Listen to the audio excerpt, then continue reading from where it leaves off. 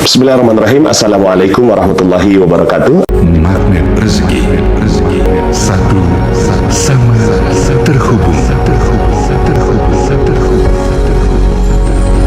Bapak Ibu hadirin wal hadirat rahimahullah. Beberapa hari yang lalu saya baru sampai dari umroh plus Turki. Rencananya 12 hari. Kemudian ternyata ada perubahan jadwal yang dari 12 hari jadinya 11 hari. Beberapa jamaah tentunya merasa amat disayangkan. Ya. Wah sayang, kan harusnya 3 hari di Turki, ya. Jadinya cuma 2 hari. Tapi karena ilmu magnet rezeki, ya, ilmu magnet rezeki semuanya bagus, nggak ada yang nggak bagus, ya. Bagus itu, husnubandillah, ya. Apapun yang terjadi pasti adalah yang dipilihkan oleh Allah Subhanahu wa Ta'ala, dan yang dipilihkan itu adalah pasti yang terbaik. Dan ternyata 2 hari ini Istanbul kena badai salju. Ya. Pas persis dimulainya di tanggal 6 dini hari, persis kami take off. Jadi persis kami take off dari bandara, ya. Kemudian sekarang ini terjadi badai salju. Seandainya memang jadwalnya 12 hari, maka saya nggak ada di sini. Ya, masih ada di Istanbul, ya, dan masuk ke hotel Prancis sebagaimana yang dialami oleh jamaah kami di Kolbi yang dipimpin oleh Ustaz Rosyidin. Dan pastinya itu juga yang terbaik buat jamaah beliau, betul? Ya. Jadi subhanallah, inilah Allah Subhanahu wa Ta'ala mengatur seluruh kehidupan kita dengan kehidupan yang terbaik, termasuk SPNK naik 3 kali lipat. Betul ya? SPNK naik, KDL naik, BBM naik, insya Allah semuanya ini. Sebagian orang tidak menginginkan hal yang demikian, ya, nggak mau, dan mengatakan bahwa apa yang salah dari kehidupan ini sehingga akhirnya kehidupan jadi berat, kehidupan jadinya tidak ringan, ya, kehidupan jadinya bertambah beban dan seterusnya. Tapi kalau kacamata kita adalah kacamata Allah Subhanahu wa Ta'ala, maka hati tenang aja, ya. Karena semuanya pasti yang terbaik yang Allah Subhanahu wa Ta'ala inginkan buat kita. Walaupun tetap, ya, yang namanya pemimpin yang tidak adil, pemimpin yang tidak memperhatikan rakyatnya, Allah yang maha membalasnya. Cuma urusan kita tetap urusan bersyukur, ya. Urusan kita adalah urusan tetap menikmatinya di detik pertama ketika kita menerima berita, ya. Ketika pertama kali menerima berita bahwa dari 12 hari jadi 11 hari, kemudian sebagian jamaah pastinya tidak menerima. Tapi kemudian, ya, sekarang lagi ramai di grup kami ini kan baru pada pulang, masih pada istirahat, belum lepas jet lagnya, ya. Saya kemarin seharian setengah hari di Manasik, sekarang jalan lagi, ya. Ini kepala masih ini kayaknya masih Turki aja, ya. Di detik pertama ketika kita menerima segala sesuatu, maka di situ kekuatan. Di detik pertama, ya. Ketika kita mampu mengetahui di detik pertama dan mengetahui hakikat di detik pertama, maka itu adalah sebuah kekuatan seorang mukmin. Bahkan di situ adalah rahasia keajaiban. Ya. Hari ini kan kita akan belajar 7 langkah keajaiban, ya.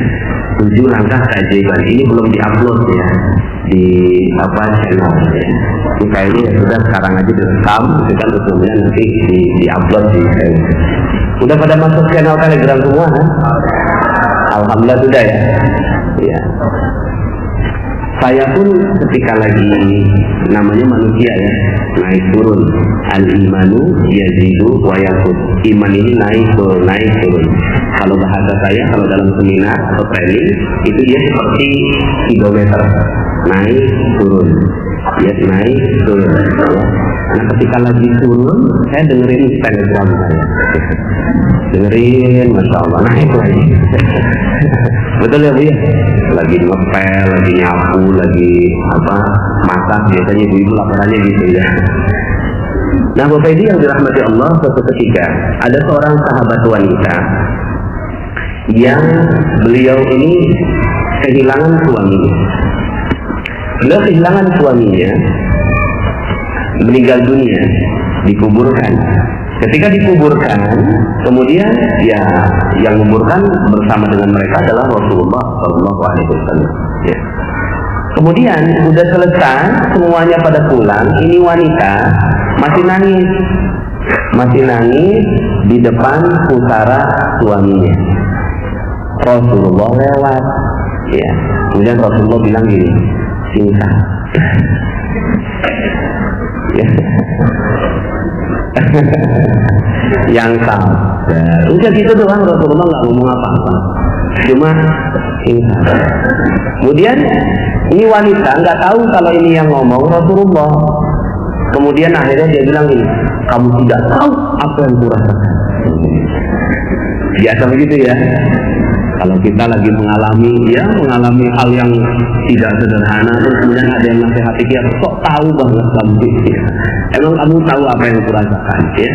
Tapi karena Rasulullah SAW ini ya digituin ya udah Rasulullah ya, namanya orang lagi sedih, pergilah Rasulullah. Tapi temennya ngeliat, kok Nabi digituin ya, kok Nabi digituin, langsung datang, kamu tahu lah itu tuh Nabi. Astagfirullahaladzim, itu Nabi, Masya Allah. Yang dukanya langsung hilang sekejap ya, karena kecintaan mereka terhadap Rasulullah melebihi segalanya, maka sedihnya ya, pas dibilang itu Nabi langsung hilang ya. Langsung lari ke rumahnya Rasulullah SAW, minta maaf. Ya Rasulullah, saya minta maaf. Ya nggak apa-apa, kata Rasulullah. Cuma ada cumanya ya, keajaibannya sudah hilang. Padahal saat itu ya Rasulullah lagi cinta. Yang saja itu kan lisannya Rasulullah. Lisan Rasulullah kalau diterima ya, pas misalnya kalau dia tahu lah itu adalah Rasulullah SAW yang sabar, kemudian diterima dengan baik, di situ ada keajaiban. Cuma dia nggak terima ya, kamu tidak tahu apa yang kurasakan. Ketika ditolak seperti ini, maka keajaiban yang besar langsung hilang ya. Keajaiban yang besar itu langsung hilang karena dia tolak. Nah pas dia tolak begitu ya sudah, tidak ada keajaiban ya. Makanya kata Rasulullah SAW setelah itu mengatakan as-sabru inda sotmatil ula. Sabar itu ditumbuhkan pertama. Ya, yang namanya sabar itu ya bukan ditumbuhkan pertama, bukan ditumbuhkan keberapa, kesekian, tapi ditumbuhkan pertama ketika kita terjadi berita handphone hilang. Ya, pas handphone hilang, aduh, gimana nih? Panik ya. Setelah itu ingat materi mana rezeki.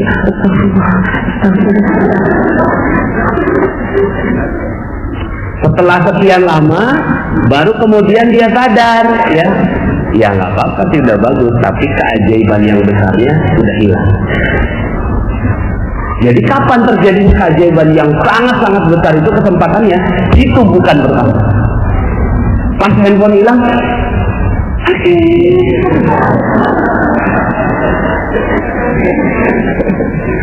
ya. Di detik pertama itu dia siap menerima ya keputusan dari Allah Subhanahu wa Ta'ala.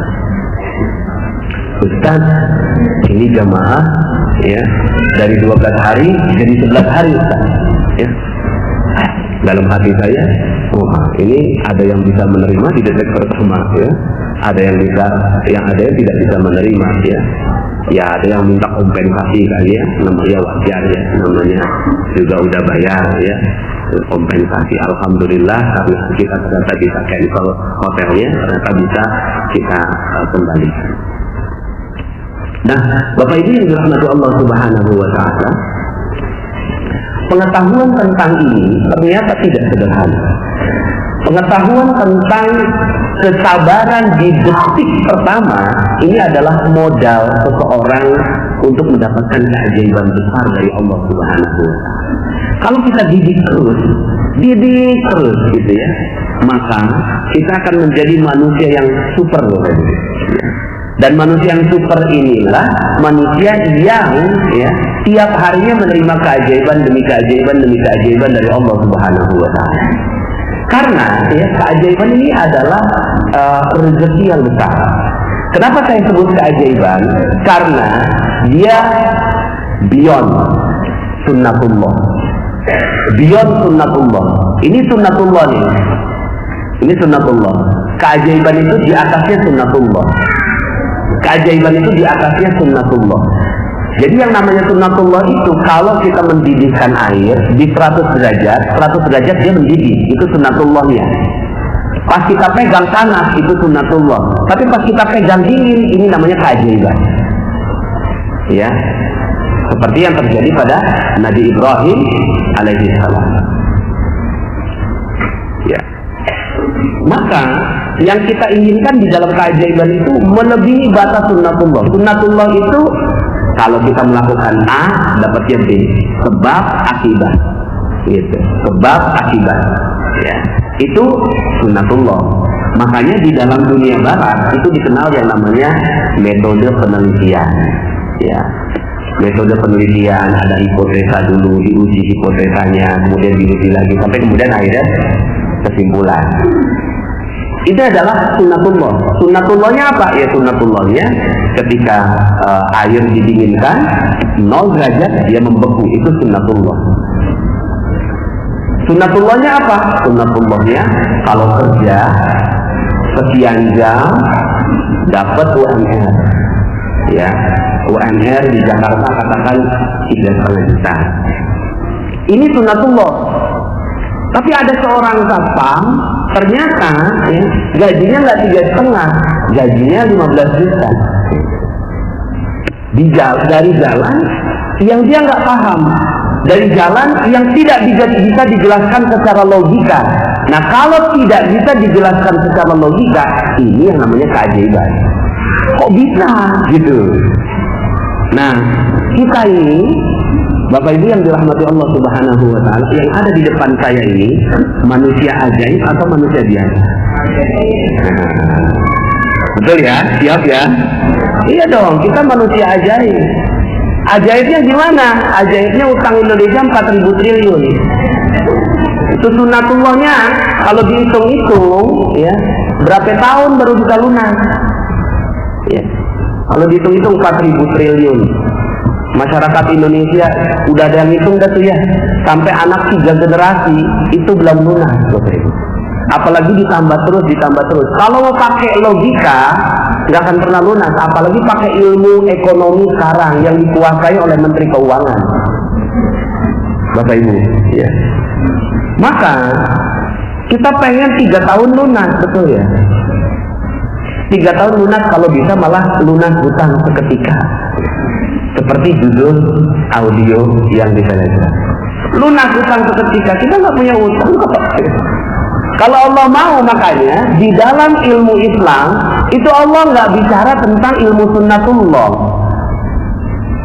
Baca Al-Quran Bapak Ibu. Sepanjang kita membaca Al-Quran, Allah selalu menjelaskannya keajaiban demi keajaiban demi keajaiban demi keajaiban. Supaya apa? Supaya keajaiban itu menginternalisasi di dalam diri kita. Kok bisa ya? Kok ngepas ya? Pas take off, badai mulai. Kok bisa?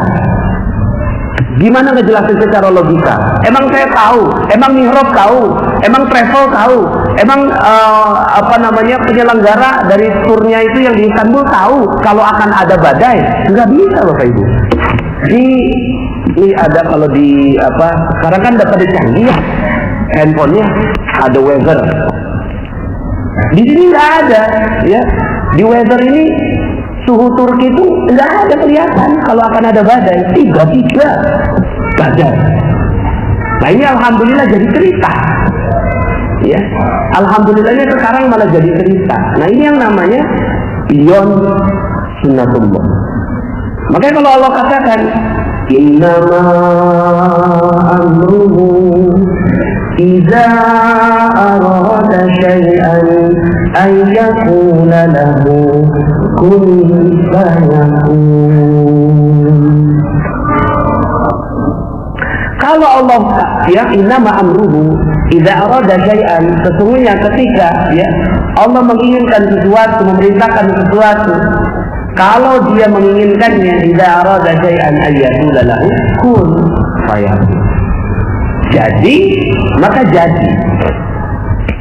Ya udah, begitu aja ilmunya. Nah, sekarang pertanyaannya, itu kan ilmunya Allah. Apakah bisa manusia memiliki ilmunya Allah? Enggak bisa.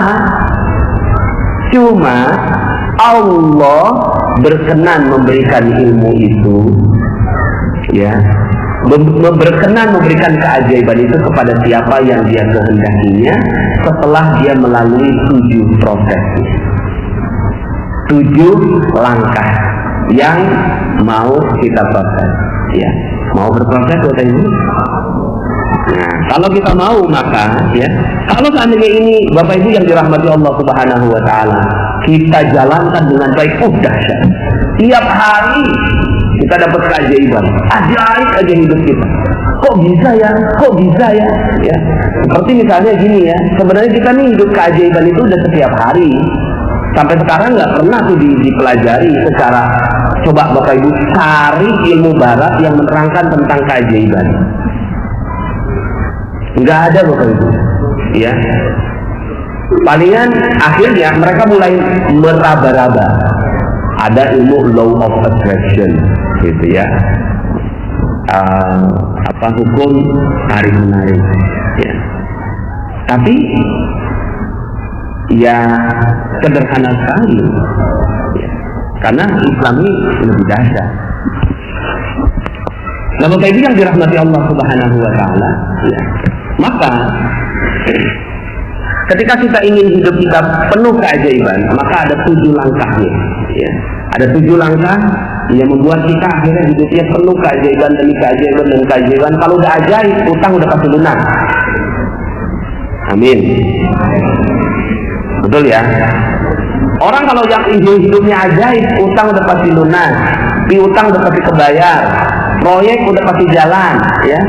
Dan ini nanti saya akan jelaskan dalam materi dalam 92.500 ya. Rizqul Akbar. Saya simpen dulu ya. Tentang perbandingan rezeki. Nah, cuma kita kan ingin sekali agar kita ini bisa selamat dalam kehidupan kita. Kita selamat kehidupan kita dunia dan akhirat. Nah, ini ada 7 langkahnya, ya. Tapi sebelum saya cerita tentang 7 langkah ini, saya ingin berkaca kepada satu cerita. Cerita ini udah sering sekali saya sampaikan. Sampai kalau ada yang teman-teman mihrab nih kayak Ustaz Dadang, Ustaz Yaya nih kayaknya Ustaz Ali, saya sampaikan ceritanya udah bosen. Itulah yang diceritain Ustaz. Sebenarnya ceritanya ya menurut saya sih dahsyat ya. Dan di luar batas logika, gimana bisa dijelaskan secara logika? Udah nggak bisa, ya. Nggak bisa dijelaskan secara logika. Nah, cuma akhirnya dari kisah itu tahapan 7 langkahnya clear. Saya melihatnya loh, ini 7 langkahnya clear sekali, ya. Nah, kita bisa belajar dari kisah ini. Dan ternyata semua yang memiliki langkah keajaiban itu semua langkahnya seperti sama, 7 langkah ini, ya. Ini kita tentang seorang nenek. Kalau dalam materinya channel Telegram itu ada di materi detox rezeki. Ini nenek setiap harinya minta-minta, setiap hari minta-minta. Ya, saking profesional dalam meminta-minta, dia tahu lokasi basah dan lokasi kering dalam meminta-minta. Lokasi basah ternyata bukan hanya di perempatan, tapi ya kalau ada ustadz ceramah tentang sedekah, itu basah. Gimana nggak basah ya? Jamaah lagi didoktrin agar bersedekah, lah dia jadi alat praktikumnya. Akhirnya ya dia datang ke pengajiannya Ustaz Yusuf Mansur. Ya udah, Ustaz Yusuf Mansur kan ngomongnya sedekah terus. Ya. Akhirnya Bapak Ibu dia datang ke TPI dulu setiap hari Selasa, Rabu, subuh lagi, ya. Itu nggak gampang pengajian subuh itu. Tapi dia datang Bapak Ibu, ya. Selasa, Rabu di TPI datang dia. Tapi bukan buat ngaji, buat minta-minta.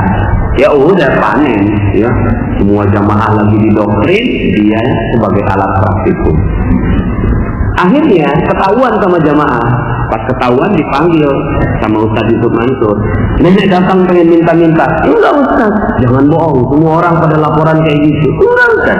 Gini aja deh. Kalau besok nenek datang pengen minta-minta, saya usir ya. Tapi kalau besok datang pengen ngaji, silakan dah. Siap Ustaz. Akhirnya tuh si nenek besoknya datang lagi. Cuma ya udah berubah niat. Yang tadinya mau minta-minta, sekarang ngaji. Dan dia akhirnya ngaji tuh. Ngaji sampai satu hari. Ada Ustaz Yusuf Mansur, ada si nenek, ada saya. Nah si nenek ini ngoceh aja depan Ustaz Yusuf Mansur, gitu ya. Nggak tahu orang yang diocehin orang sibuk. Kemudian kata Ustaz Yusuf Mansur, udah nih, gak usah banyak ngomong, gue mau kasih duit. Yang tadinya dia ngoceh, gue mau kasih duit. Langsung dia. 250.000, tapi bukan buat nenek semua. 190.000 bagiin ke orang lain sebagai sedekah, 60.000 buat nenek sebagai ongkos bagiin sedekah. Paham? Enggak paham Ustaz. Mungkin dijelasnya kecepatan dan dia shock. Mau dikasih uang. Karena kan selama dia ngaji, dia nggak dapat penghasilan toh dari majelis itu, gitu ya. Tahu-tahu Ustaz mau ngaji 250.000 aja itu. Shock dia, ya. Akhirnya karena dia paham, nggak paham Ustaz, ngomong ke saya Ustaz Yusuf Mansur, nah terusin lah, gue banyak urusan. Siap Ustaz. Mungkin tadi dijelasin dia terlalu cepat. Akhirnya saya jelasin pelan-pelan. Nih, Ustaz Yusuf Mansur mau ngasih duit 250.000, betul kan Ustaz? Gak ada Ustaz. Loh kan katanya dia yang mau ngasih. Kan katanya saya mau ngasih duit 250.000. Lah kan saya tagih dong. Ustaz, saya udah jelasin 250.000. Gak ada Ustaznya. Akhirnya saya mengerti sendiri Bapak Ibu sebagai murid ya. Oh maksudnya ini terusin bukan cuma nurusin jelasin. Terusin kasihin duitnya gitu ya. Saya dijebak tapi dijebak yang baik gitu ya. Keluarlah dompet saya ada duit 300.000. Nenek duit 300.000, tapi bukan buat nenek semua. 240.000 bagiin ke orang lain sebagai sedekah, 60.000 buat nenek sebagai ongkos bagiin sedekah. Paham? Paham Ustaz. Cepet banget pahamnya. Karena orang kalau dijelasin ada duit itu cepet paham. Kalau nggak ada duitnya abstrak. Ya. Paham Ustaz. Ya, akhirnya 2 minggu kemudian saya ketemu si nenek lagi. Nangis tuh si nenek, subhanallah Ustaz, alhamdulillah Ustaz. Ada apa nih? Coba cerita. Iya tuh Ustaz, duitnya udah saya tukerin duit-duit kecil, 2.000, 5.000, 10.000. Tapi karena temennya banyak meminta-minta, akhirnya cepet habis. Ya, sampai kemudian setelah habis, ada 3 orang yang datang. Nih, bagi sedekah kok saya nggak kebagian? Ya, udah habis, jangan bohong dong nih. Ya, akhirnya karena didekah gitu, ya keluarlah bagian dia. Bagian dia berapa? Apal banget tulisan dia.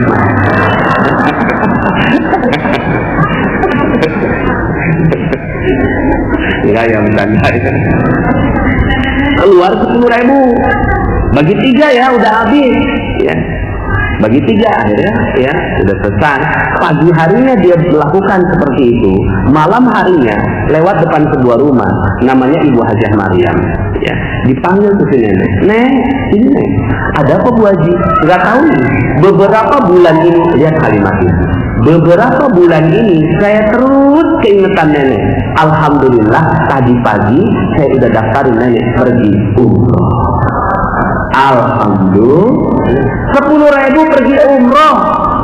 Di Nimrod Kolbi itu cuma uang parkir 10.000. Tapi ini subhanallah, sekarang pertanyaannya Bapak Ibu, ini masuk logika atau masuk keajaiban? Itu maksud saya. Ini beyond sunnatullah namanya. Yang namanya sunnatullah, orang mau pergi umroh, bagaimana caranya? Ngumpulin uang, ya kan? kemudian doa, terus kemudian masukin ke rekening, pelan-pelan dikumpulin, bekerja keras, ya terus sampai akhirnya uangnya cukup. Berapa sih uangnya pergi? 25 juta. Oh ya udah, kalau dia ngumpulin 1 juta tiap bulan, 25 bulan dia pergi. Ini namanya sunnatullah. Tapi kalau di luar sunnatullah, ini namanya keajaiban. Dan Islam adalah agama yang di atas sunnatullah. Jadi kalau seandainya ya, Masya Allah nih, agama ini dijalankan dengan baik, kira-kira Indonesia jadi negara maju dalam 3 tahun, 5 tahun, siap nggak Bapak Ibu? Bisa nggak kira-kira? Kalau Allah mau bisa. Makanya nggak usah bicara tentang hal yang mustahil, bicara tentang invasi, ya apa namanya Inggris waktu itu, ya Bung Tomo, ya udah yang diajak adalah bakul-bakul nasi, ya kemudian pekerja-pekerja kasar, buru-buru, ya tukang-tukang beca, ayo semuanya bangkit. Dia nggak ngajak orang-orang yang nggak paham keajaiban, ya. Dia ajak orang-orang rakyat biasa yang mau menerima keajaiban dan benar-benar keajaiban. Ya. Gimana bisa bambu runcing ngelawan? Ya. Inggris yang saat itu benar-benar jadi negara adidaya. Nah, Bapak Ibu yang dirahmati Allah, kita belajar dari sejarah si nenek itu. Ada 7 langkah yang ternyata dilakukan dengan jelas oleh sang nenek. 1, langkah pertama, ya, langkah pertama si nenek berperisai. Ya, si nenek berperisai. Ya, berperisai. Jadi ini langkah pertama sebuah keajaiban. Sebuah keajaiban terjadi. Ini Allah yang atur udah semua. Berperisai. Berperisai itu maksudnya rezeki itu datangnya seperti air bah. Rezeki itu datangnya seperti air bah. Ada orang yang dapat dan ada orang yang dapatnya lebih banyak. Ada nggak orang yang nggak dapat kalau seandainya airnya turunnya dari atas? Nggak mungkin. Semua pasti dapat. Oh, alhamdulillah, baru dapat kabar terus ini bisa berangkat. Alhamdulillah.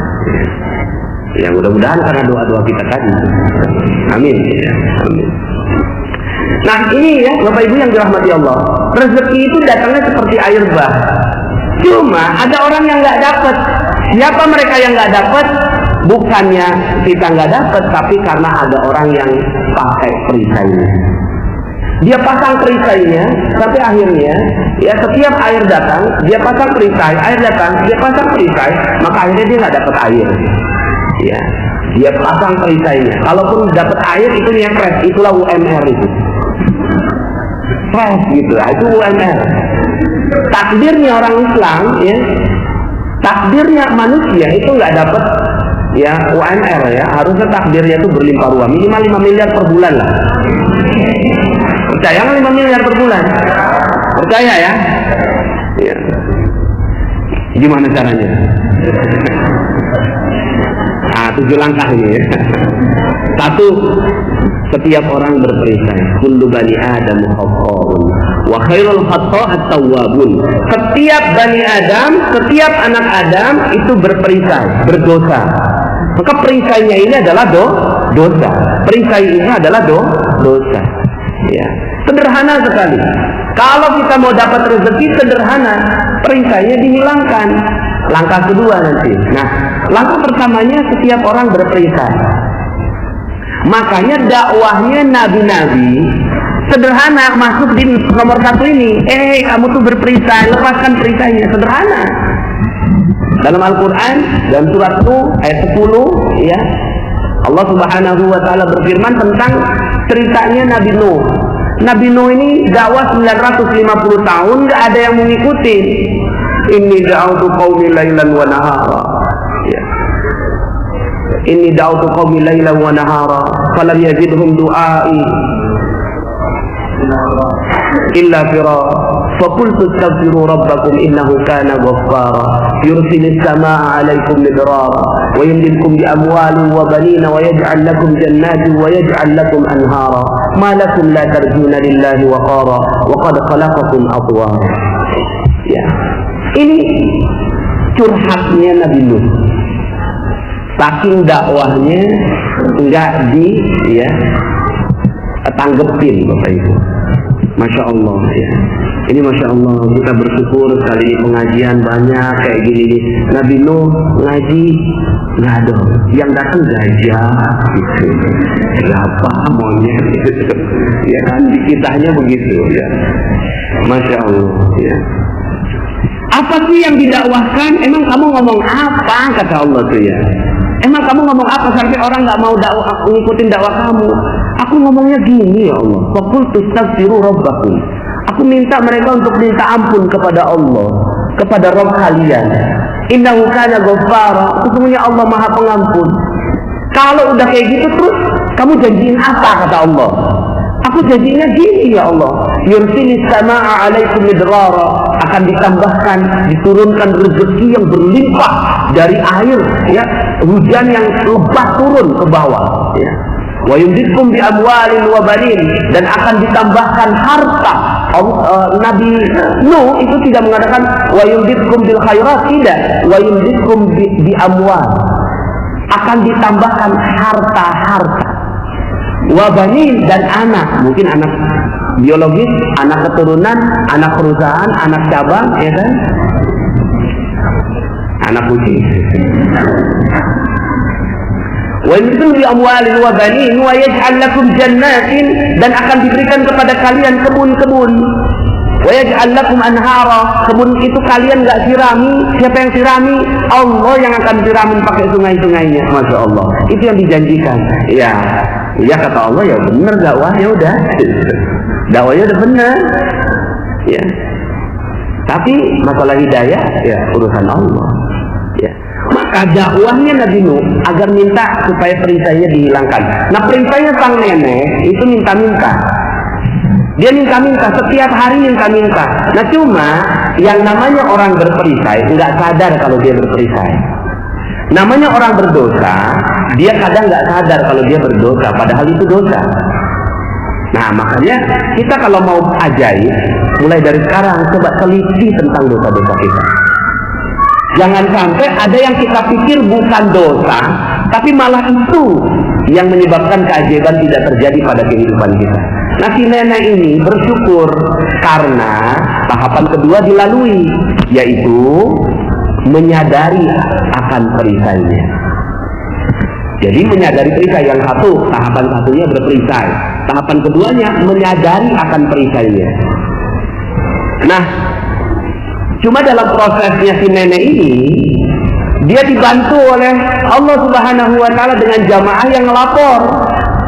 Ada jamaah yang ngelapor, gitu ya, ke ustaz. Ustaz manggil ke si nenek, ngomelin, gitu ya. Nah, dalam tahapan ini ada dua jenis orang. Satu, yang mau terima kalau dia dilaporin, yang mau terima kalau dia punya salah, yang mau terima kalau dia punya dosa. Atau golongan yang kedua, dia nggak terima. Nggak terima kalau dia ya ditegur, nggak terima kalau dia dikasih tahu, nggak terima kalau dia gitu ya berbuat dosa. Lah, ini yang namanya ya cover bahasa Inggris, cover. Kalau ada buku ya, lah ini kalau ada tisu, lah ini covernya. Tahu cover ya? Cover, penutupnya. Ya kafir kalau bahasa Arabnya. Jadi sudah jadi bahasa Inggris, cover. Cover itu apa? Tertutupi. Nah, orang-orang yang tertutupi akhirnya baru langkah kedua aja udah nggak dapat keajaiban. Dia nggak mau terima. Tapi sang nenek ini alhamdulillah mau terima. Jadi kalau seandainya nih ibarat flowchart gitu ya. Tahapan pertama berperisai, yang kedua ditegur sama orang lain dan dia mau menerima perisainya, maka dia lanjut yang ketiga. Kalau nggak mau menerima, turun ke bawah lagi. Ya, yang satu lagi berperisai. Baru kalau dia ini masih ada di 1 dan 2, maka dia nggak akan pernah dapat keajaiban yang di level 7. Ya, 1, 2, 1, 2, 1, 2, nggak naik-naik. Ya, Ustaz, kapan keajaiban saya? Lah, ente udah sadar belum? Gitu ya. Kalau udah sadar, maka dia baru akan naik. Nah, cuma memang yang namanya sadar dari dosa ini nggak gampang. sadar dari dosa ini, Masya Allah, apa salah saya? Emangnya saya ya nggak berhak itu ngomelin suami saya? Kan suami saya selingkuh. Wajar nggak Ustaz kalau saya marah sama dia? Wajar nggak? Ya. Wajar kan Ustaz? Jadi saya dipaksa untuk mengatakan wajar. Coba kalau Ustaz jadi saya, kira-kira wajar nggak kalau saya Ustaz memarahi? Ya wajar sih. Tapi mau ajaib lah hidupnya. Mau ajaib lah hidupnya. Mau sih Ustaz. Akhirnya memang jalan keajaiban ini bukan jalan yang wajar, bukan jalan yang biasa, tapi jalan yang tidak biasa, luar biasa. Maka pada saat itu Bapak Ibu yang dirahmati Allah Subhanahu wa Ta'ala, ini yang disebut sebagai jalan taubat. Dan di langkah yang kedua ini banyak orang yang tidak berhasil, banyak yang nggak berhasil. Ya, Abu Jahal, Abu Lahab. Ya, ini adalah orang-orang yang nggak berhasil. Dikasih tahu, yang ngasih tahu siapa? Keponakannya. Akhlaknya bagaimana keponakannya itu? Akhlaknya mulia sekali, dipercaya. Gelarnya apa? Al-Amin. Dikatakan bahwa ada la ilaha illallah. Mau percaya nggak? Nggak percaya.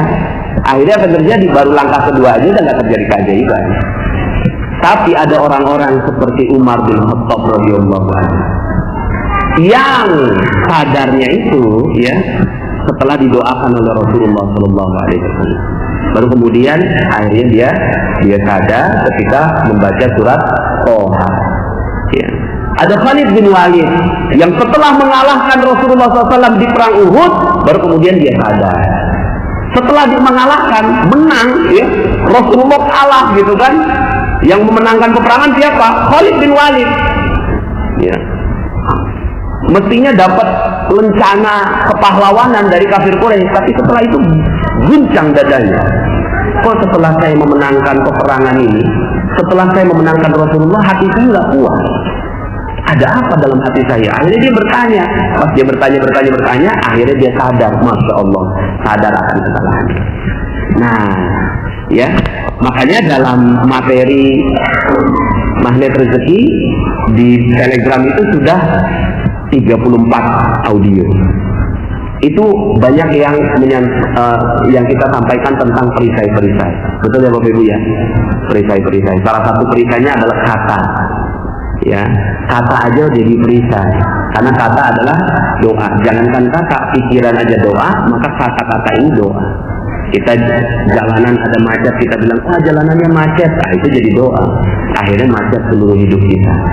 Ya, macet rezekinya, macet jodohnya, macet kebahagiaannya, macet segalanya macet.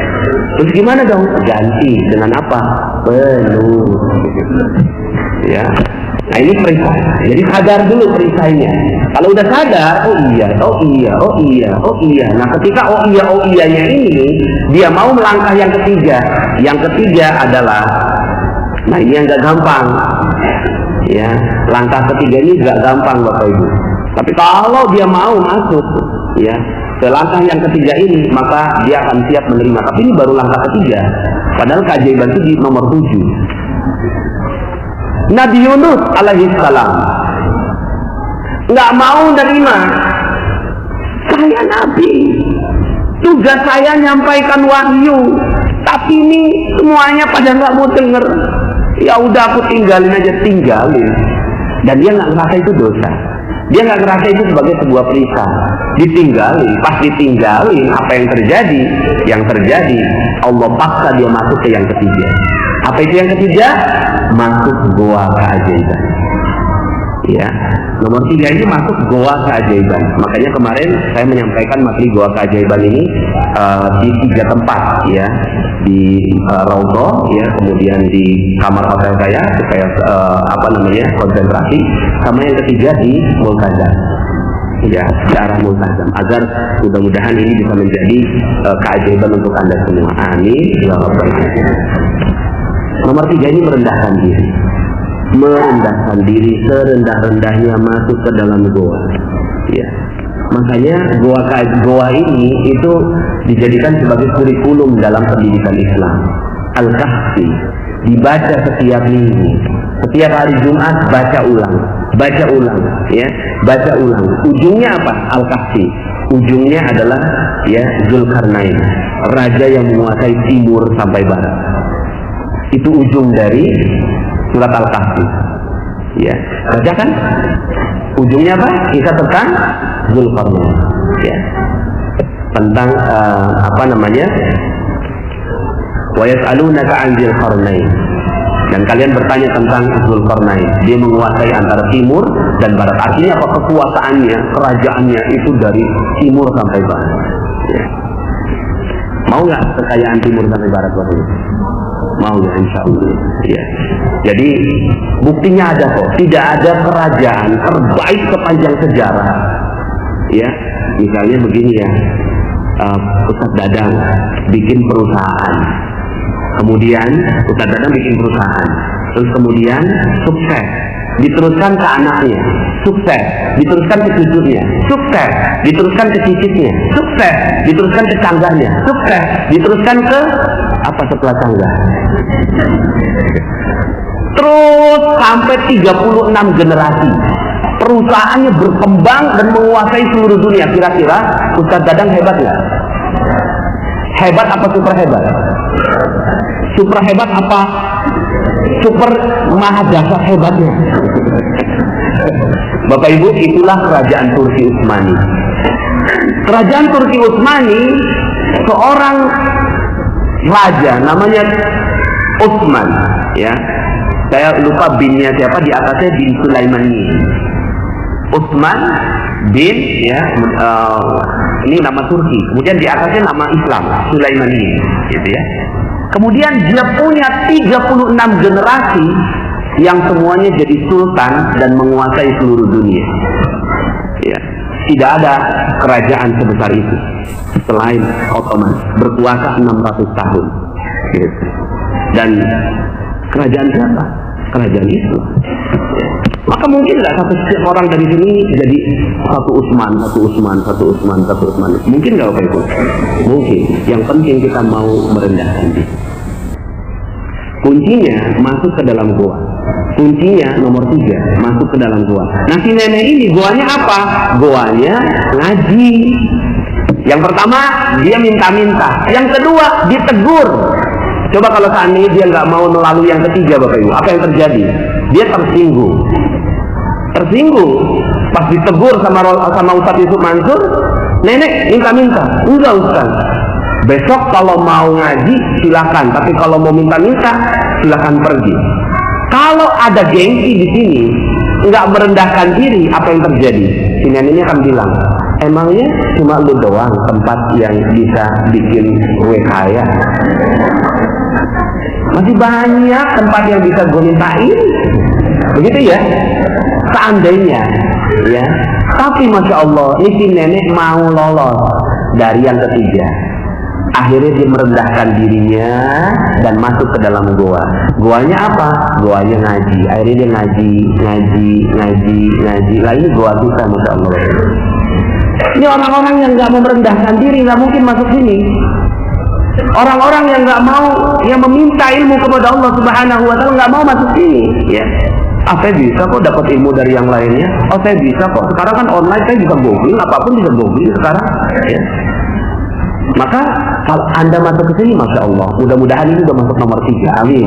Nah, sekarang kita masuk nomor 4. Nomor 4-nya lebih tidak mudah. Setelah udah masuk rendah diri, ya, rendah hati. Jadi pertama tuh rendah hati dulu.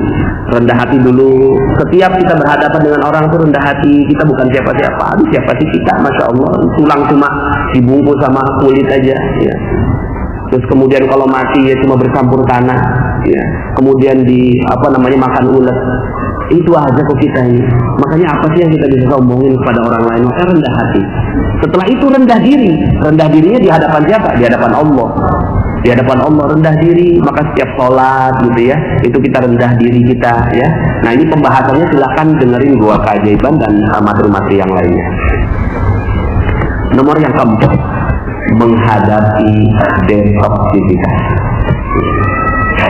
Menghadapi detoksifikasi. si nenek itu apa iya setelah dia ngaji terus kemudian merasa nyaman Bapak Ibu? Enggak. Gimana nyaman? Rezekinya hilang. Rezekinya hilang pada saat itu. Yang biasanya dia dapat katakanlah ratusan ribu dari pengajian itu, tiba-tiba karena dia mau menuruti ustaz, ya, dia duduk di sana ngaji, ya, pedih itu pasti.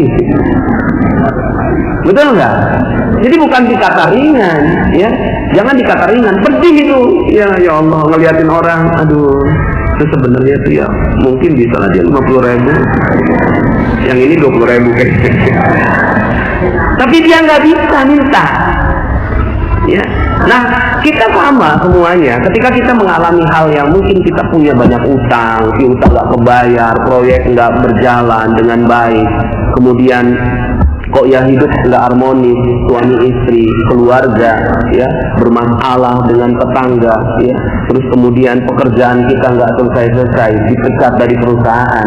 Coba lihat, mungkin ada perisai kita. Setelah itu, ya, minta ampun kepada Allah, sadari perisainya. Yang ketiga, masuk ke dalam goa, terus aja masuk dalam goa aja terus, ya. Lalu setelah itu di dalam goa, ya, apakah langsung selesai? Tidak, ya. Di dalam goa itu nggak dapat rezeki. Siap nggak dapat rezeki? Halo, siap ya? Detoksifikasi, ya, detoksifikasi. Ya. Tapi sebenarnya proses detoksifikasi ini adalah proses yang bagus. Ya, makanya saya paling suka memang dalam materi magnet rezeki ini paradox of candy, itu yang paling saya suka. Ya, paradox of candy ini adalah keanehan kita bersikap terhadap bungkus permen atau permennya.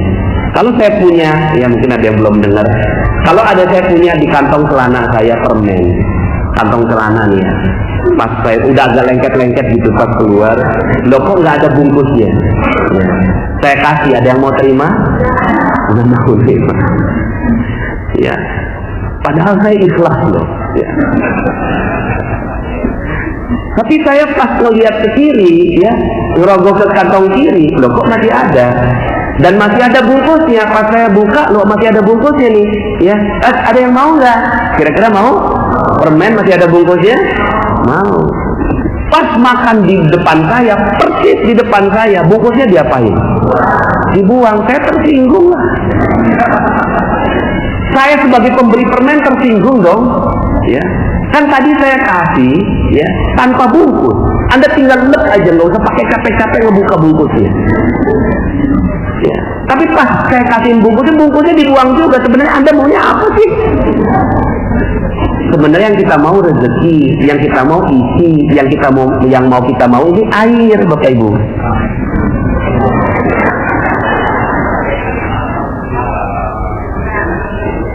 Alhamdulillah. Tapi apakah mungkin Ustaz Dadang ngasih saya, Ustaz perlu minum? Iya. Coba dongakan mulutnya. Apa mungkin seperti itu? Nggak mungkin. Maka Ustaz Dadang kasihin tempat yang bagus. Sudahlah pakai ini lagi. Nggak butuh ya. Nggak butuh ya. Cuma kayaknya kok bagus ya. Supaya nggak masuk debu, Ustaz. Ya. Lah ini yang namanya bungkus. Bungkusnya kita nggak butuh, tapi tidak mungkin ada rezeki datang tanpa bungkus. Maka tahapan yang keempat ini penting. Tahapan keempat adalah menikmati detoksifikasi, menikmati bungkus-bungkus rezekinya. Handphone hilang di kesempatan pertama.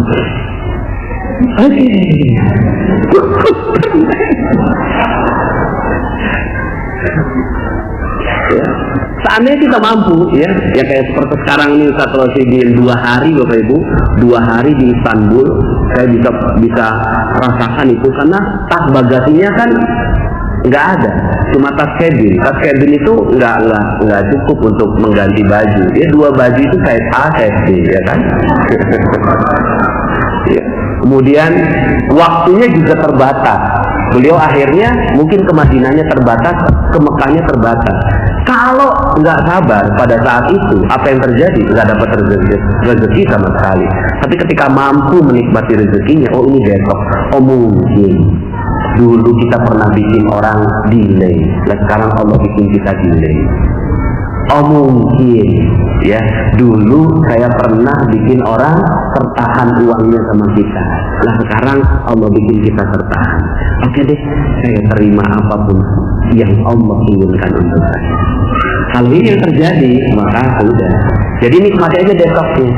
Jadi Indonesia ini lagi ngalami detox, Bapak Ibu. Ya, lagi ngalami detox.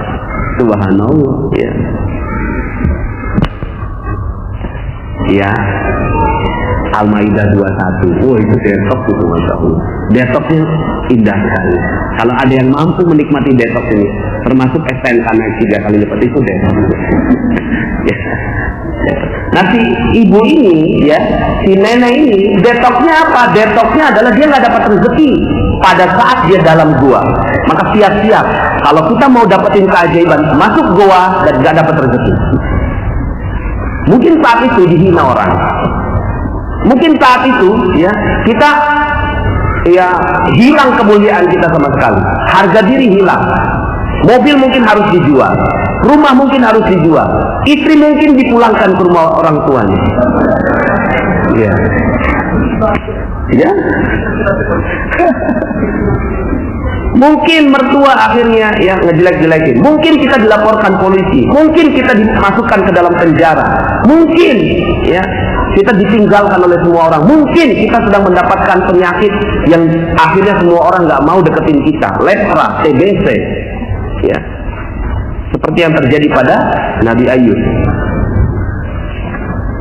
Mungkin, nah ini semuanya mengalami detox. Nah cuma kan kita nggak siap. Kita maunya apa? Hidupnya seperti sinetron, indah naik terus ya, ya.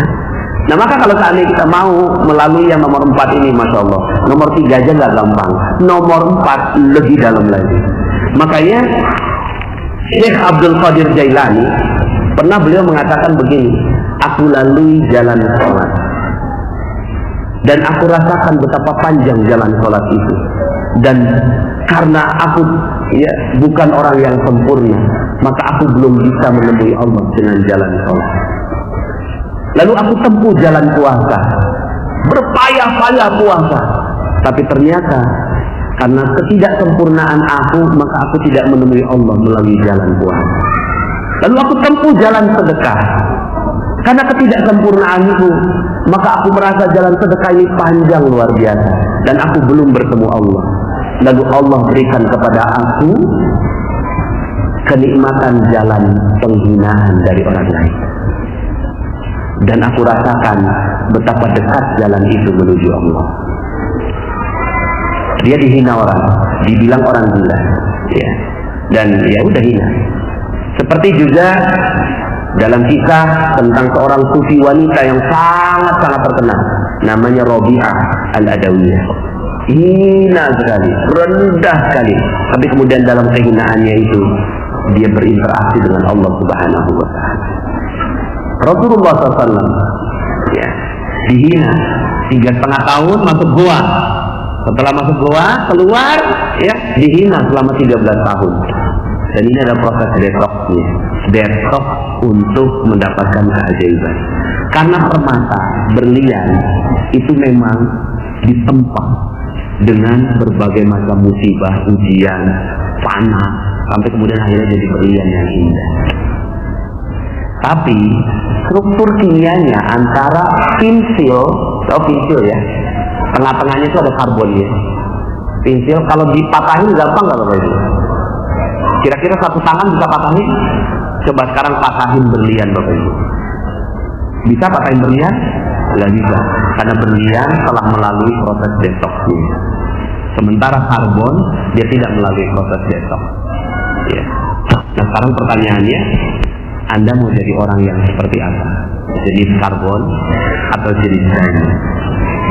Diamond insya Allah. Nomor 5, ya. Nomor 5 nih. Nomor 5, diberi isi permen tapi isi yang kecil gitu. Diberi ujian. Diberi ujian. Diberi ujian. Nomor 5. Jadi udah detox nih, udah detox, Allah kasih ya. Tes. Pas tes, kalau sana lolos, ke yang berikutnya kalau nggak lolos itu balik lagi, ya, balik lagi. Ujiannya apa? Ujiannya tes kejujuran. Si nenek ini dikasih uang 250.000 mau satu Yusuf Mansur yang ternyata abstrak dan saya yang akhirnya mewujudkannya. 300.000 itu saya nggak kenal tuh si nenek. Kita cuma akadnya lisan, dikasih 300.000. Terus kemudian setelah itu ya, terus si nenek, ya kan saya nggak tahu. Maka interaksi dia dengan Allah Subhanahu Wa Taala ini adalah ujian buat dia. Ujiannya apa? Ujiannya apakah dia mau mengasih ke orang lain atau diambil sendiri semuanya. Kalau diambil sendiri semuanya, siapa yang tahu? Saya ngelihat nggak? Enggak. Tapi Allah ngelihat. Ya. Tapi si nenek ini berhasil. Dia lolos ujian. Dan lolos ujian ini, masya Allah, ya.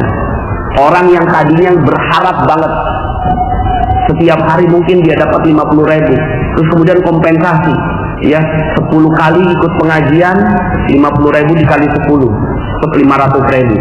Nah, Ustaz kasih 300.000. Ya udah sekalian aja buat saya semua, ini kan bagian saya. Ya, hitung-hitungannya kan bagian saya 500.000.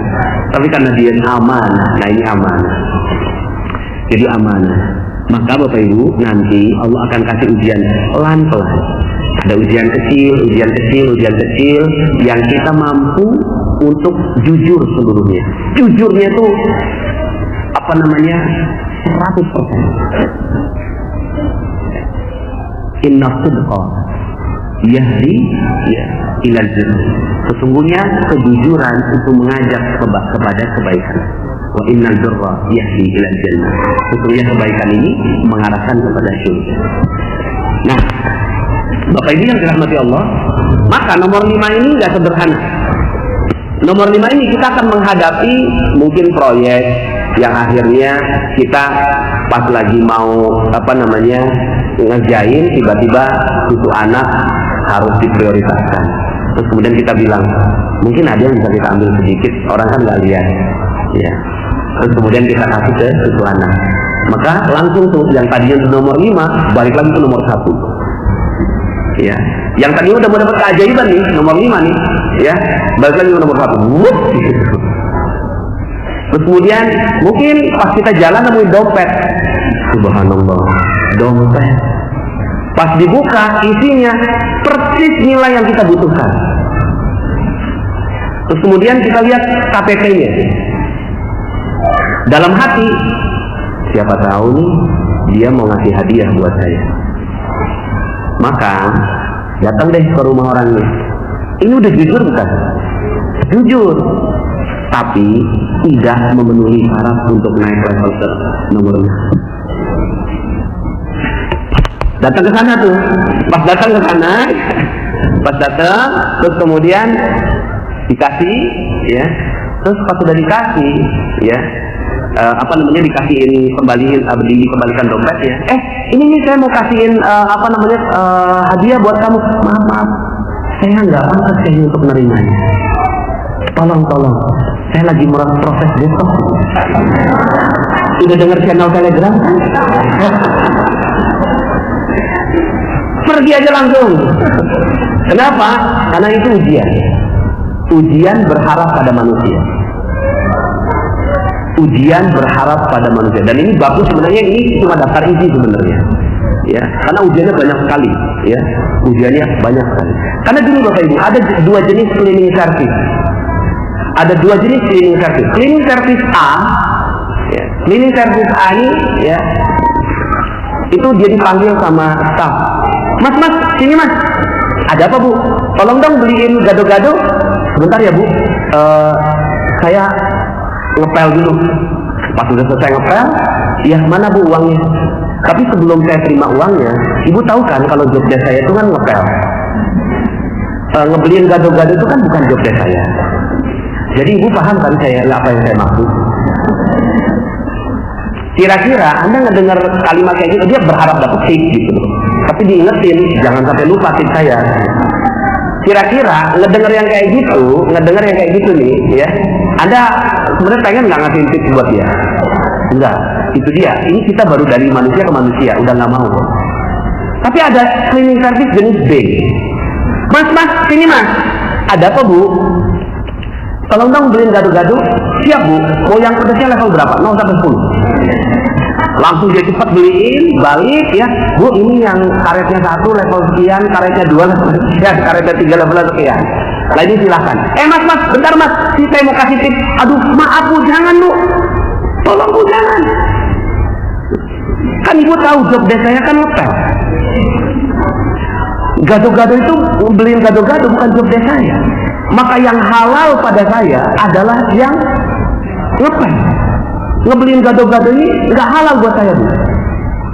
Kalau tipsnya saya terima, karena ini saya ingin memberikan kebaikan buat ibu. Tolong jangan berikan saya lagi detox. Udah dengar channel saya bilang kan? Masya Allah Bapak Ibu, kira-kira nih kalau Anda yang ngorder beli gado-gado, pas makan gado-gadonya rasanya gimana? Kok dia nggak mau terima ya? Betul ya?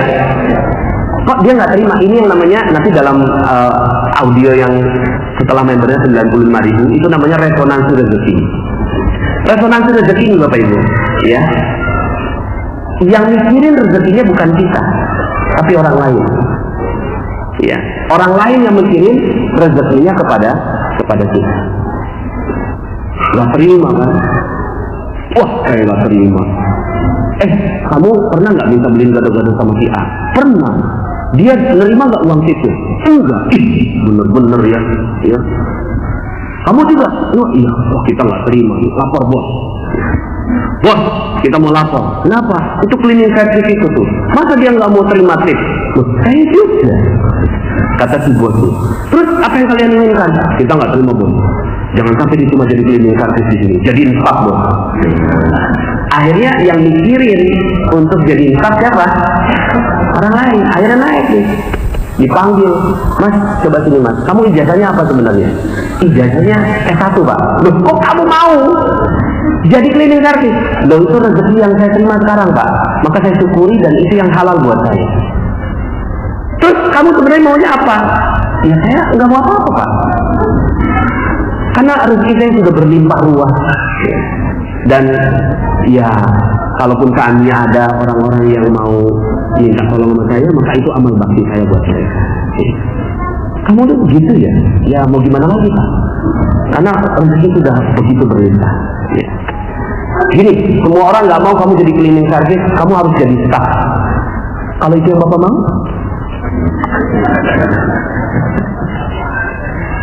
Akhirnya naik lagi, dan ini bukan kisah rekaan Bapak Ibu, ini kisahnya Pak Hotman Z. Arifin almarhum. Beliau adalah seorang yang jadi cleaning service di Citibank dan menjadi vice president di perusahaan yang sama. Ternyata ketika ditanya rahasianya, dia melalui level 5 berhasil gitu ya, dan level 6 berhasil. Level 6-nya apa? Level 6-nya ya, dia memuliakan dan membahagiakan orang lain. Nomor 6 ini terumbu karang. Nomor 6 ini terumbu karang. Jadi ya, kalau ada yang sudah pernah mendengarkan materi terumbu karang juga materi favorit saya. Ya, terumbu karang adalah materi favorit saya. Jadi Allah titip rezeki. Ya, Allah titip rezeki kepada hewan, Allah titip rezekinya, ya. Nggak mungkin Allah kasih rezeki langsung kepada jerapah di pucuk-pucuk pohon, kepada monyet di pohon pisang, kepada ikan di terumbu karang. Maka kalau ditanya, hei ikan, di mana rezeki kamu? Di mana Allah titip rezeki kamu? Langsung dia jawab di terumbu karang, gitu. Hei jerapah, di mana rezeki kamu dititip sama Allah? Di pucuk-pucuk pohon, ya. Kemudian kira-kira nih, coba ajak si ikan. Hei ikan, yuk kita hancurkan ya terumbu karang, ya nggak mau, itu kan rezeki saya. Akhirnya emang tidak ada ikan yang menghancurkan terumbu karang, jerapah yang menghancurkan utuh pohon, ya nggak ada yang mau. Tapi ya manusia ketika ditanya, saya sebelum menyampaikan materi ini saya survei dulu ke banyak masjid, ke banyak orang yang saya tanya, kira-kira menurut kamu di mana di titik rezeki manusia? Nggak ada yang bisa jawab loh. Di mana di titik rezeki manusia? Nggak ada yang bisa jawab. Ada yang jawabnya di mana-mana, saking di mana-mananya nggak fokus, nggak dapet. Di bank, di tambang, di proyek, di bos, di pimpinan, bukan. Rezeki Allah dititip di kemuliaan dan kebahagiaan orang lain. Itu rezeki Allah, dititip di kemuliaan dan kebahagiaan orang lain. Ketika orang lain mulia dan bahagia karena kita, maka rezeki pasti mengalir dan Allah akan titip rezeki itu. Ya. Nah sekarang pertanyaannya, kalau tadi tuh ya, ikan kan nggak ngancurin terumbu karang, monyet nggak ngancurin pohon pisang, tapi ada nggak manusia yang menyakiti perasaan manusia lain? Kenapa coba? Karena dia nggak tahu di situ letak rezekinya. Kalau dia tahu di situ letak rezekinya, mau nggak dia sakiti orang Bapak Ibu?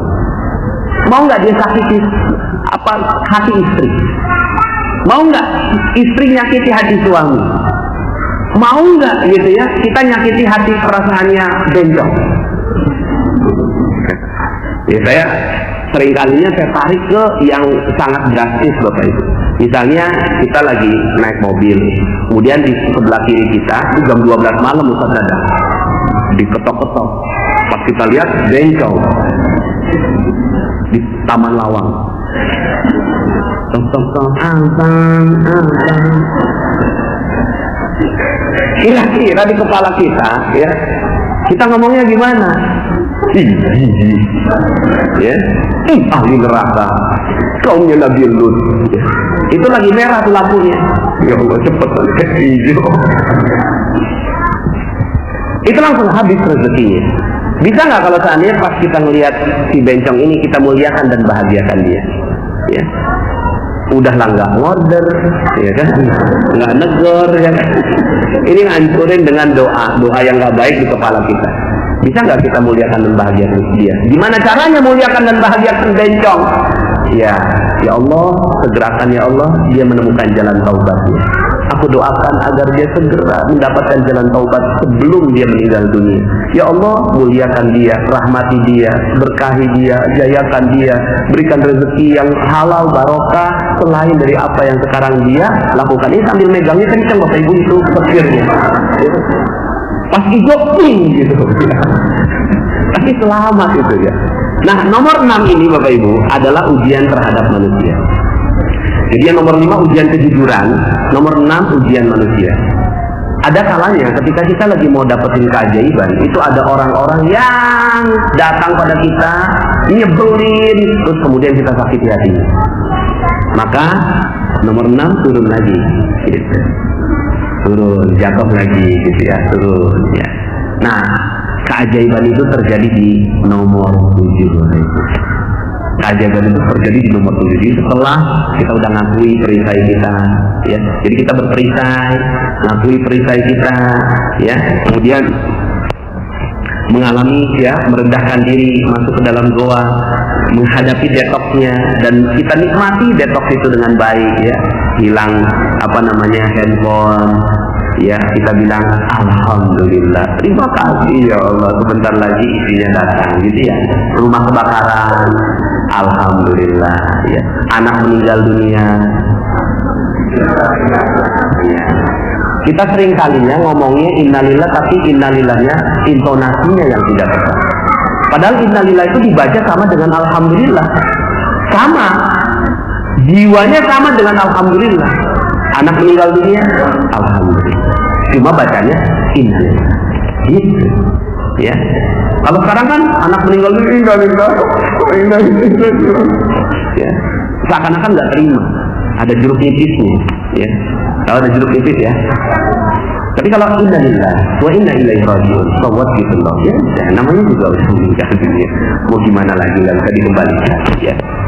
Nah, Bapak Ibu yang dirahmati Allah, maka nomor 7, puncak keajaiban itu terjadi. Kun fayakun Allah terjadi. Cuma yang namanya kun fayakun itu nggak usah ditungguin. Setelah kita melalui yang nomor 6 tuh, ya Allah, saya kan udah melalui yang nomor 6. Mana nih keajaiban? Keajaiban itu ya ujuk-ujuk gitu loh. Tiba-tiba datangnya, dilalah tiba-tiba ada langsung datang, tring gitu loh, ya. Subhanallah, ya. Baru setelah itu kita pikir, oh karena kita sudah melalui prosesnya, maka Allah memberikan keajaiban buat kita. Jadi ini 7 langkahnya, ya. Jadi 7 langkah yang kalau kita jalankan dengan baik, ya. Dan sebenarnya ya di antara 7 langkah ini, ya, materi-materinya magnet rezeki itu saling mendukung satu sama lain untuk memudahkan. Nah, ini untuk membuat rangkaian ceritanya, ya. Jadi rangkaian ceritanya, ya, setelah kita menyadari akan dosa-dosa kita. Kalau itu lolos, naik ke atas lagi, lolos, naik ke atas lagi. Tapi sambilan misalnya katakanlah sepanjang perjalanan kita, ya, kita muliakan dan bahagiakan orang lain aja. Terumbu karang aja dijagain, masya Allah, ya. Kemarin itu saya agak terpacu ketika membaca review ekonomi Indonesia. Kemudian dikatakan ketika ditanya kepada Pak Yusuf Kalla, bagaimana ekonomi Indonesia tahun 2017? Pak Yusuf Kalla jawabnya gini, Bapak Ibu. Satu-satunya yang pasti di tahun 2017, satu-satunya yang pasti adalah ketidakpastian. Itu jawaban Pak Yusuf Kalla. Coba browsing Bapak Ibu, ya. Review ekonomi 2017 ketidakpastian Yusuf Kalla. Itu pasti keluar itu beritanya, Bapak Ibu, ya. Loh, saya dalam hati saya terpacu malah jadi akhirnya. Masya Allah, wakil presiden kita, pemimpin kita jawabnya begitu. Padahal kalau seandainya kita tahu ilmu magnet rezeki, jawabannya sederhana. Bagaimana ekonomi tahun 2017? Dahsyat! Luar biasa. Coba saya tanya balik ke wartawannya. Menurut kamu berapa orang jumlah orang Indonesia? 300 juta orang. Nah, kalau 300 juta orang ini saling memuliakan dan membahagiakan satu sama lain, ya, saling memuliakan dan membahagiakan satu, udahlah fokus saja bahagiakan orang lain, bahagiakan orang lain. Wong rezeki dititip, kemuliaan kebahagiaan orang lain. Menurut kamu tahun 2017 akan jadi hari yang apa? Tahun yang bagaimana? Tahun yang sukses, Pak Yusuf Kalla. Nah itu makanya dahsyat kan? Ya. Kalau saya yang menghayal, saya yang ditanyakan ulang. Amin ya Rabbal alamin. Nah Bapak Ibu yang dirahmati Allah, sebelum kita tanya kepada ekonomi Indonesia, tanya ekonomi kita sekarang. Pertanyaannya, bagaimana ekonomi kita di tahun 2017? Udah tahu ilmunya, ya, bahagia. Wong bangkrut aja bagus, kan bungkus permen, ya kan? Ya, suami diambil orang,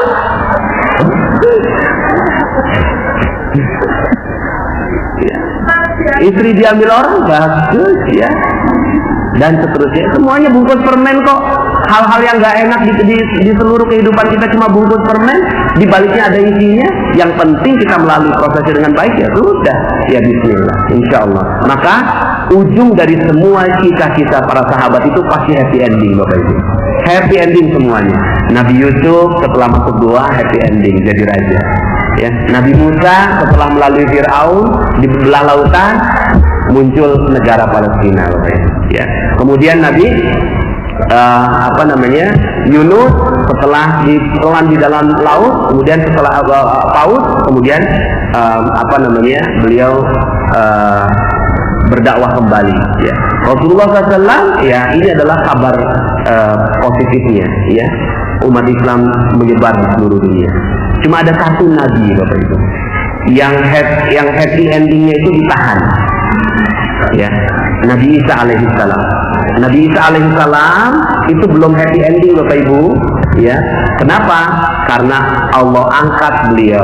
Wa ma qataluhu wa ma salabuhu walakin syubbiha lahum. Dia tidak dibunuh, tidak disalib, ya, tapi dia disamarkan dengan wajah orang yang di sekitarnya, lalu kemudian dia disalib. Allah mengangkat Nabi Isa, sekarang masih ada beliau di sisi Allah Subhanahu wa taala. Happy endingnya kapan? Nanti di ujung zaman beliau diturunkan lagi. Intinya ya, sekarang goanya lama sekali Nabi Isa ini.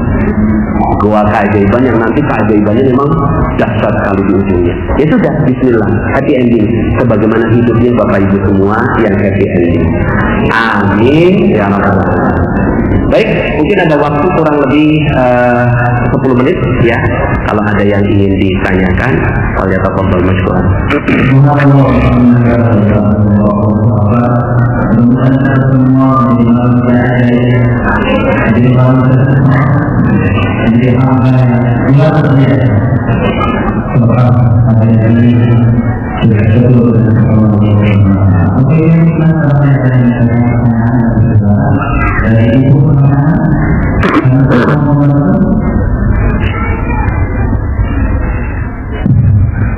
Udah belum? Ada musuh?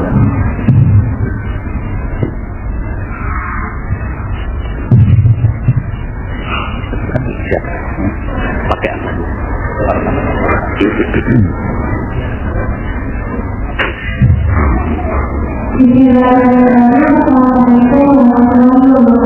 Waalaikumsalam.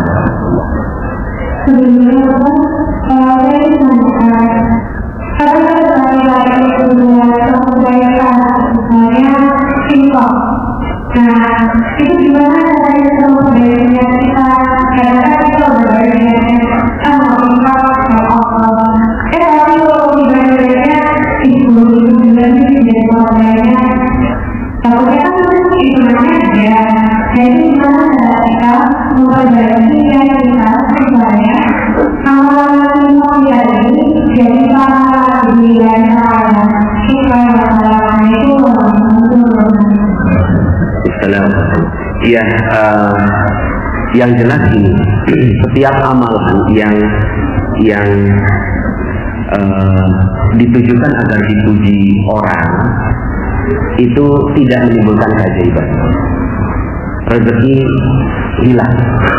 Jadi ketika kita bersedekah, kemudian kita senang orang lain memuji kita, apa namanya? Lihat dong saya, ya. Maka ya udah, kita nggak dapat imbalannya, nggak dapat imbalan yang setimpal dari Allah Subhanahu wa taala. Dan Allah senang kok kita minta imbalan, Allah senang. Ya, Allah senang sekali minta imbalan. Apa kita minta imbalan kepada Allah Subhanahu wa taala. Cuma mintanya ke Allah gitu ya. Pas sedekah. Itu langsung coba luruskan niat. Ya Allah, kalau seandainya ini yang terjadi, maka habis gitu ya. Enggak dapat apa-apa saya ini gitu ya. Maka pahami itu dulu. Pahami tentang ilmu rezeki dan keajaiban, bahwa segala yang ditujukan untuk Allah maka akan dibalas oleh Allah Subhanahu wa taala. Segala yang ditujukan buat manusia akhirnya dibalas oleh manusia. Kira-kira manusia itu bisa balas apa buat kita? Nggak ada. Mereka nggak bisa balas apa-apa. Maka ya memang betul-betul kita mengobati ria itu ada dua. Satu, ilmu. Jadi tambahkan ilmunya. Semakin ilmunya nambah, insya Allah keikhlasannya itu akan muncul. Yang kedua, kebiasaan. Jadi memang mungkin awalnya ikhlasnya satu, tapi ulangi lagi mungkin nambah jadi dua, ulangi lagi nambah jadi tiga, ulangi lagi nambah jadi 4 dan seterusnya. Sama seperti anak kita ketika awal mula gambar. Ketika awal mula menggambar, dia tunjukin kemana-mana. Tapi makin lama, orang liatin gambarnya, malu, jangan diliatin dulu, ya kan? Jangan dilihat, dan seterusnya. Nah, sama dengan kita. Awalnya mungkin keikhlasannya cuma satu, tapi makin lama makin naik. Jadi dua. Satu ilmu, yang kedua kebiasaan. Itu aja, gitu ya. Nggak ada yang lain. Ya, ilmunya apa? Ilmunya adalah ketika kita, ilmunya sih semua ilmu agama itu akan menambah keikhlasan. Semua ilmu agama ya akan menambah keikhlasan. Ya, tinggal kita pahami bahwa ini ada orang yang bilang ini, Ustaz, saya pondok kenapa males ya, gitu ya. Saya jawabnya gini, terusin aja malesnya. terusin aja malasnya, palingan cuma dampaknya aja nanti hidup kamunya nggak akan pernah ada keajaiban, rezeki kamu seret gitu kan, habis apa namanya ditipu orang gitu, saya itu yang gitu ya, oh gitu ya Ustaz, ya udah makanya jangan malas gitu. Akhirnya karena kita nggak tahu dampaknya, kenapa kita sedekah? Iya, karena kita nggak tahu dampaknya. Kita tahu dampaknya. Ketika tahu dampaknya, masya Allah, ya. Ketika kita tahu dampaknya, maka kita nggak mau. Makanya itu ilmu, ya. Tambahin lagi ilmunya mudah-mudahan dengan materi mana rezeki bertambahlah keilmuan kita kepada Allah Subhanahu Wa Taala.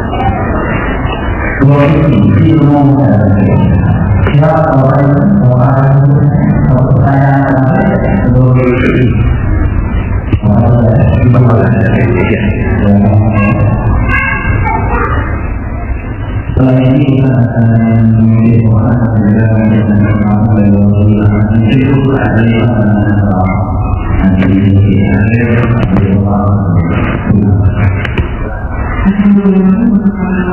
Waalaikumsalam warahmatullahi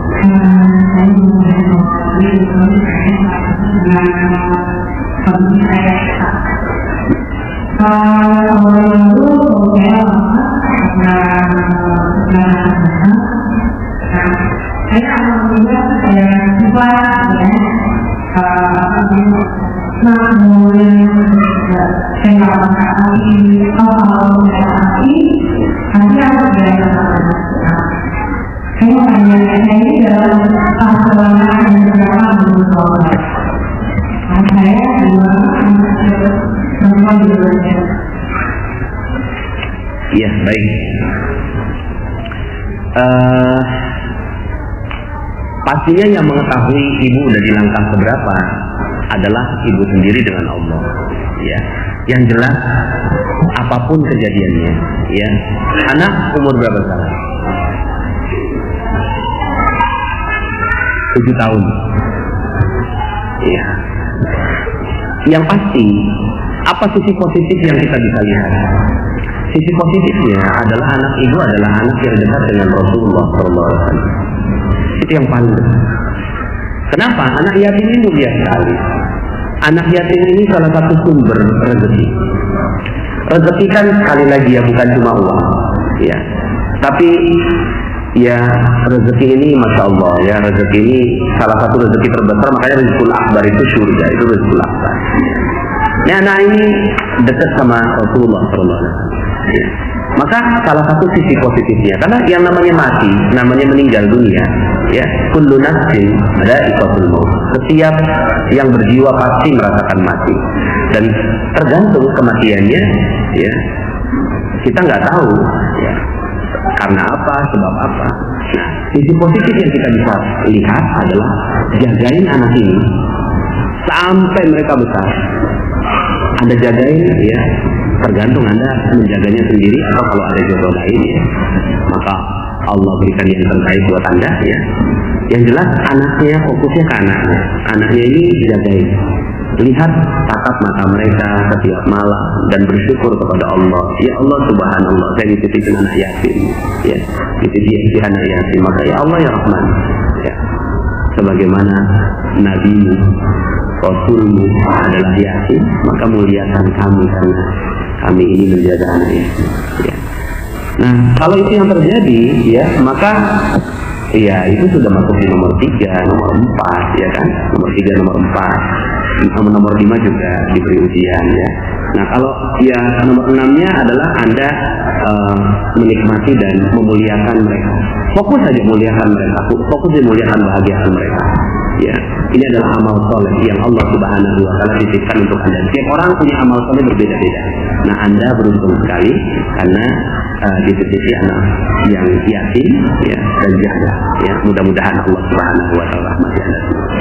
Nah, setelah itu ya udah, nggak usah terlalu ya, keajaiban itu ya ujuk-ujuk aja, ya, tiba-tiba aja, ya. Saya yakin kalau memang Anda bersyukur, menikmati ujiannya, menikmati hidup ini dengan ikhlas, benar-benar ikhlas tanpa ada jeruk nipis, gitu ya, itu pasti keajaibannya berlimpah ruah pada Anda, ya, insya Allah.